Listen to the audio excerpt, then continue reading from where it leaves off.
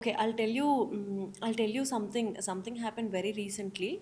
I don't clearly don't know the designation of the person, but he said ఆడవాళ్ళ periods టైంలో ఒకవేళ మీకు leave grant చేస్తే companies కానీ ఆర్గనైజేషన్స్ కానీ మిమ్మల్ని హైర్ చేసుకున్నప్పుడు మీకు హెవీ రెస్పాన్సిబిలిటీస్ ఇవ్వవు.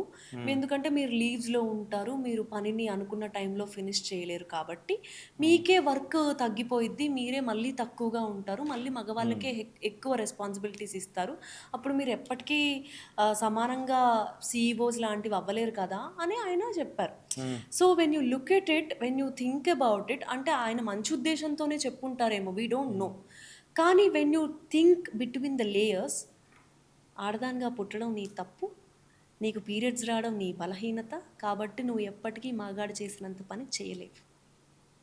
కాబట్టి సెలవులు తీసుకున్నా నువ్వు తక్కువ స్థాయిలోనే ఉండిపోతావు అనడం ఎంత ఇబ్బందికరమైన విషయం అది.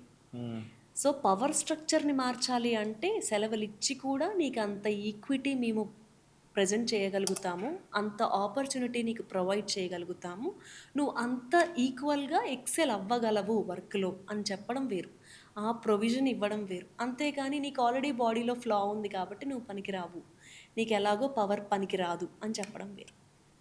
ఇది మాట అనడానికి చాలా సర్ఫేస్ లెవెల్‌లో చాలా ఎంపతీ నుంచి వస్తుంది, చాలా సింపతీలో నుంచి వస్తుంది అన్నట్టే ఉంటుంది. By the end of the day it's all power politics. So ఇది మగవాళ్ళు ఏడవద్దు అని చెప్పడానికి కూడా రీజనం స్ట్రక్చరల్ సొసైటీస్‌లో ఉన్న పవర్ పాలిటిక్సే.